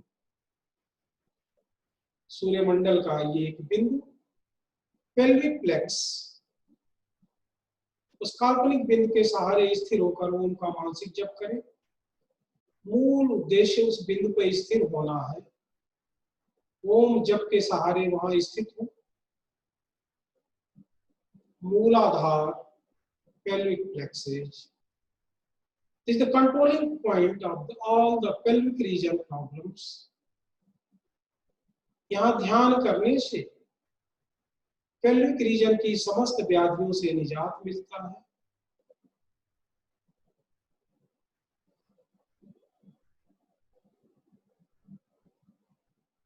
ओम जप के सहारे इस काल्पनिक बिंदु पे स्थित हो।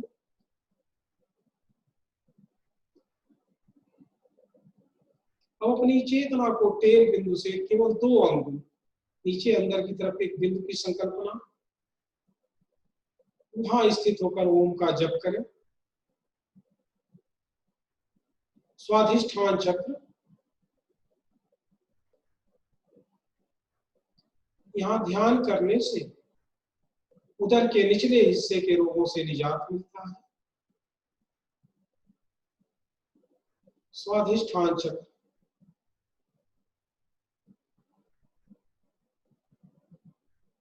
अब अपनी चेतना को नाभि के ठीक पीछे ऋण पे एक बिंदु, यहां स्थित होकर ओम का जप करें। मणिपुर चक्र, यहां ध्यान करने से उदर के समस्त रोगों से निजात मिलता है। मणिपुर चक्र,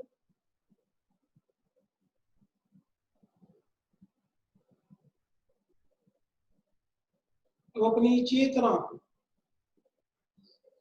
हृदय के ठीक पीछे ऋण पे एक बिंदु, वहां स्थित होकर ओम का जप करें। कार्डियक प्लेक्सस, अनाहत चक्र, यहां ध्यान करने से हृदय रोगों से निजात मिलता है। ओम जप के सहारे कार्डियक प्लेक्स, अनाहत चक्र पे स्थित हो।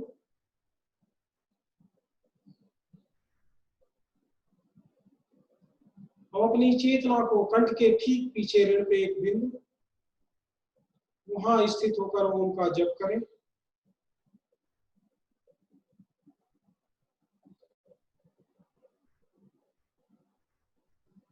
विशुद्धि चक्र, कैरोटिड प्लेक्सस, यहां ध्यान करने से कंठ दोषों से निजात मिलता है, साथ ही ऊर्जा का जागरण, प्राण का जागरण। विशुद्धि चक्र पे केंद्रित हो ओम जप के सहारे। अब अपनी चेतना भ्रूमध्य के ठीक पीछे ऋण का शीर्ष मेडुला, वहां स्थित होकर ओम का जप करें।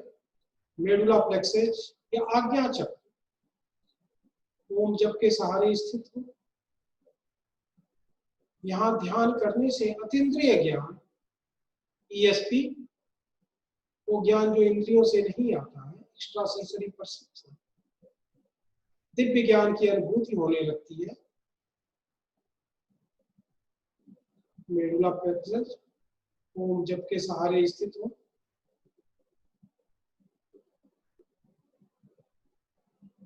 अब अपनी चेतना को फिर सबसे नीचे मूलाधार पे ले जाएं, मानसिक रूप से स्पर्श करते हुए वो हृदय के पीछे वाले अनाहत चक्र पर नमः और मेडुला पर शिवा, आज्ञा चक्र पे शिवा, फिर ऊपर ओम, मध्य में नमः, नीचे शिवा।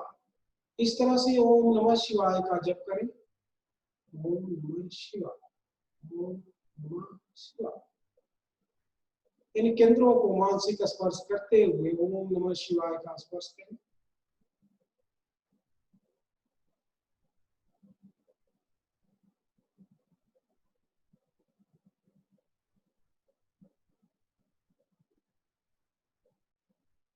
अब अपनी चेतना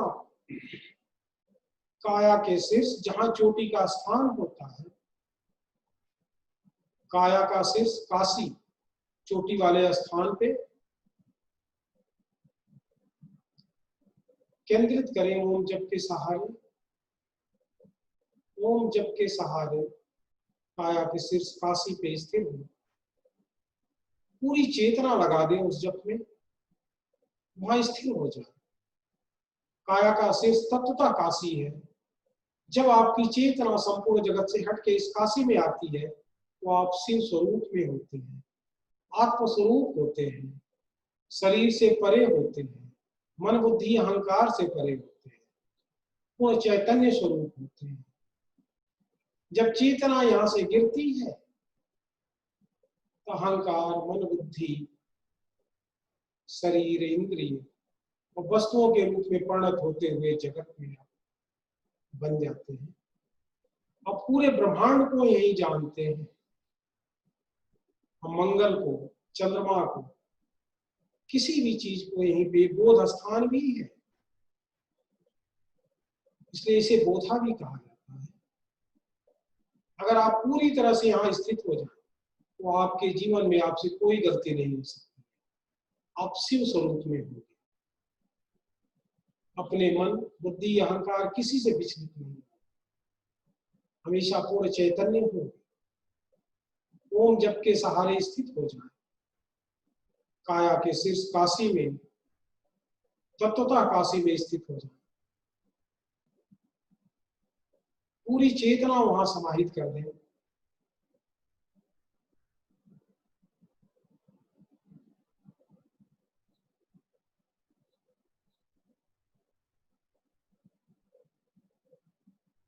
एकदम समाहित हो गए, शिव स्वरूप को प्राप्त हो गए हैं।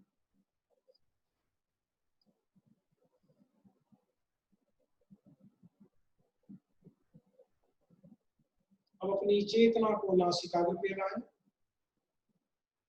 सांस को आते जाते केवल उसे जाने, breathe in breathe out, there is no aversion, there is no craving at all, only to know breathe in breathe out. केवल सांस को जानना है, मन विचलित हो उससे घबराना नहीं है।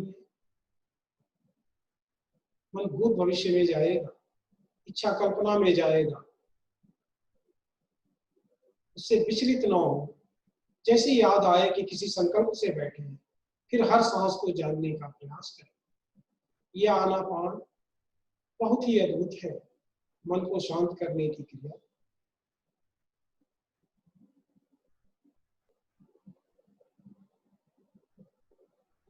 हर सांस को जाने,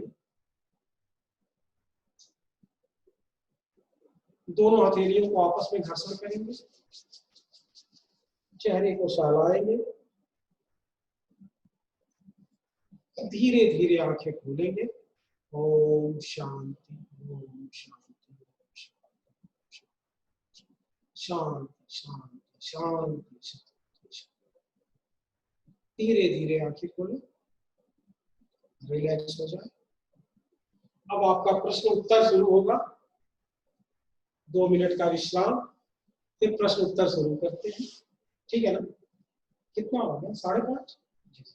बस 2 मिनट बाद शुरू करते हैं, 1 मिनट फिर समाप्त। ठीक है?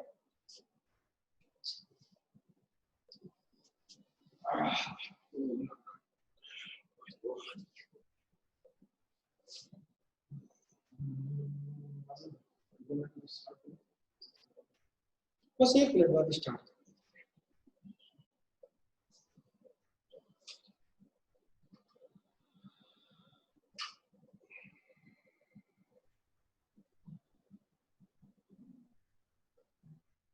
इसको लगाना क्या? ठीक है, संदीप सर है नहीं क्या? नहीं क्या है? ओ सर एक बार अनाउंस करें संदीप सर कि जो भी मन में संशय हो प्रश्न कोई भी पूछ सकता है। क्वेश्चन चैट में आए, चैट में आ गए क्वेश्चन, तो क्या क्वेश्चन आ चुके हैं सर? कुछ आ चुके हैं, 3 प्रश्न है जी शैलेंद्र जी। 3 प्रश्न है जी। पहला प्रश्न है हमारे कुलीग हैं गौरव शाह, और दूसरा प्रश्न है सौरभ श्रीवास्तव जी, दोनों हमारे कुलीग। तो पहला प्रश्न है कि सांस फूलने का कोई सॉल्यूशन बताइए योगा के थ्रू। ये गौरव शाह जी ने पूछा है, सांस फूलता है। अच्छा अच्छा, जी जी। और दूसरा है कि सांस फूलने का सॉल्यूशन, और दूसरा है अनिद्रा के लिए क्या करें, जो नींद नहीं आती है कुछ लोगों को, तो ये इस 2 का क्या सॉल्यूशन है? मैंने जिस प्राणायाम की चर्चा की, अनिद्रा तुरंत प्रथम दिन से ही समाप्त हो जाएगी। आप एक चक्र करके देखिए, 1 से 2 चक्र, और सांस फूलना आप उसी तरह से जादुई प्रभाव आएगा। ये वो जो मैंने आपको प्राणायाम बताया, विधिवत इस क्रिया को सिखाया। हाँ। अगर संशय हो तो आप व्यक्तिगत बैठ के, क्योंकि क्रिया है ना, तो अभ्यास से ही उसमें बेहतर लाया जा सकता है। लेकिन ये दोनों समस्याएं पहले दिन से ही आपको रिजल्ट देना शुरू करें। ठीक है जी। इसका खैर मैं अपना आपका फोन नंबर भी अपने जो कुलीग्स हैं उनको शेयर कर दूंगा, तो कोई भी होगा तो आपसे व्यक्तिगत तौर पे भी बात कर लेंगे। सब लोग नोट कर सकते हैं। हाँ। 9839701066 9839701066। कोई भी प्रश्न पूछ सकते हो, मेडिकल साइंस से हो, योग के अगर संदर्भ में कहेंगे तो इस क्रिया को मैंने बताऊंगा कि ये सार है किसी भी शारीरिक व्याधि से बाहर आने का। चाहे अस्थमा हो, चाहे कैंसर हो, आप आजमा के देख सकते हैं। सुनी सुनाई आप बातें छोड़ें, आपके इर्द गिर्द भी बहुत ही मरीज है, घर परिवार हर जगह, और 1 से 2 दिन में आप रिजल्ट देख सकते हैं। जब भी आप चाहें। एक प्रश्न और है शैलेंद्र जी, ये हमारे कुलीग हैं शुभांकर यादव जी।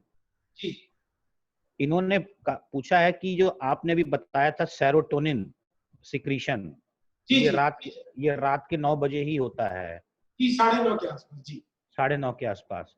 तो उनका प्रश्न है कि क्या ये रात में 12 बजे के बाद नहीं हो सकता? नहीं हो सकता। जो बायोलॉजिकल क्लॉक पे जो नोबेल अवार्ड 2016 का डॉक्यूमेंटेशन आप पढ़ेंगे तो बड़ा अद्भुत लगेगा। कोई भी टेक्निक नहीं है उसको कर पाने की। 12 बजे बीटा एंडोर्फिन का केवल सेक्रेशन आप बढ़ा दें, तनाव नाम की चीज जीवन में नहीं रहेगी, ये हाइपी हार्मोन। लेकिन वो प्रकृतिगत जब होंगे तभी उसका सेक्रेशन होगा। तो बहुत सारे सेक्रेशन है। मुख्य रूप से मैंने 2 की चर्चा की। लीवर का डिटॉक्सिफिकेशन 11 बजे शुरू होता है। अगर आप नहीं सो रहे हैं तो डिटॉक्सिफिकेशन शुरू नहीं होगा। अगर 1 बजे सोते हैं तो आपको समय मिला केवल 1 घंटे का। जो काम 3 घंटे में होता था 11 से 2 के बीच होता। तो वो चीजें ये होती है। ये एकदम इसी को बायोलॉजिकल क्लॉक सेटअप है। ये पूरा डॉक्यूमेंटेशन आप देख सकते हैं, नोबेल अवार्ड इसको मिला था। तो ये पुरुषार्थ का विषय है, इसलिए पुरुषार्थ करने पे ये आनंद आएगा सर। और सर कोई प्रश्न हो पूछे, आनंद आएगा तो हम लोग बातचीत करें। अब तो अभी तो इतने ही प्रश्न हैं। प्रश्न आपने अपना नंबर भी शेयर कर दिया है। संदीप सर, बौद्धिक लोग हैं, पूछे प्रश्न पूछे, कहीं से भी, वेद उपनिषद पुराण जो भी हो, मेडिकल साइंस जो भी हो, पूछे सर, कुछ तो हो सर। अभी ज्ञानी लोग को थोड़ा ही अचानक सारा ज्ञान आ जाएगा तो फिर दिक्कत की बात होगी। ठीक है सर, ठीक है संदीप सर, जैसा हो आप बताइएगा सर। अब आप लोगों के हाथ में मूल्यांकन है। जो भी है संशय या हमारी जो उसमें कभी जो त्रुटियां रही उसे बताइएगा। हम एक दूसरे से सीखते हैं, हम प्रयत्न करें। बहुत सी ऐसी भी समस्याएं होती हैं कि जो आपसे जी सर, जी जी जी, जी सर, अब जी जी आपको नंबर तो पर्सनली आपसे मिलेंगे तो वो ज्यादा अक्सर से बात हो पाएगा। ये पब्लिक फोरम पे तो अब इसका कोई इतना वो नहीं बहुतों के मन में होंगे, पर जो वो आपसे सीधे संपर्क करेंगे तो जी मैं सर, सोचता हूँ कि वो ज्यादा बेहतर रहेगा और आप बेहतर तरीके से उसका सॉल्यूशन भी दे पाएंगे। जी सर, जी। इसी के साथ हम तो इस कार्यक्रम को अपने तरफ से पूर्ण विराम देते हैं और संदीप सर क्रिया का समय, हाँ, क्रिया का समय बेस्ट टाइम क्या है? बेस्ट टाइम जंक्शन टाइम, जैसे सूर्योदय के पूर्व 15-20 मिनट लेंगे और बाद, शाम का भी जंक्शन टाइम, दोपहर भी, मध्य रात्रि। आध्यात्मिक किसी क्रिया के लिए जंक्शन टाइम द बेस्ट है। शांत प्लेस होना चाहिए, कोई व्यवधान न हो, कोई आवाज साउंड, तो आप क्रिया में ज्यादा अच्छे से सम्मिलित होंगे और उसका बेहतर रिजल्ट है। तो स्थान और समय का बड़ा महत्व, आहार का बड़ा महत्व है, इसका ध्यान रखें तो बेहतर है। आहार में क्या रहेगा? आहार में मेरी काफी चर्चा है। आहार पे कहेंगे तो बड़ा लंबा समय जाता है, आहार पे कहें तो हम कम से कम उसमें तो अगर मान के चले तो 100 घंटे आहार तीती आहार हम कुछ करते ही नहीं ना, आहार सबको तो पकड़ते ही ना, दृश्य शब्द या जो कुछ भी है, हाँ सब आहार में सब है, जो भी हम ले रहे हैं सब आहार। ठीक है, तो समापन किया जाए सर। सब कुछ किया है। बिल्कुल संदीप सर, आप आपको बहुत धन्यवाद। Welcome sir. और आपके पास मैं अपने अच्छे समझाई, जितने भी हम पार्टिसिपेंट्स थे उसमें हैं, और आपने हमारा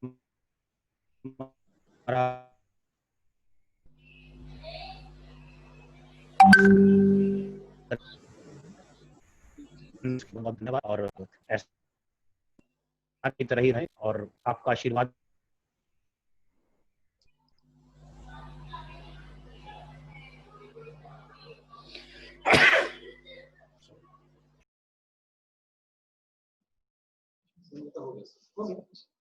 धन्यवाद सर।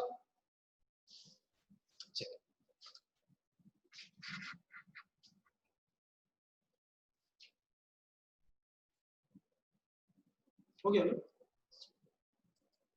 प्रतिभा भार्गव, प्रतिभा भार्गव मैम है क्या यहाँ? बिल्कुल है। हेलो ध्वनि,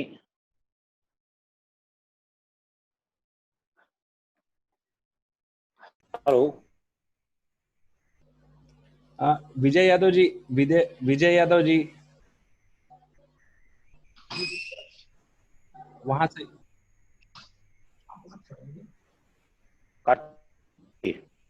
सर, विजय जी वहीं से ऑफ करेंगे, मतलब मीटिंग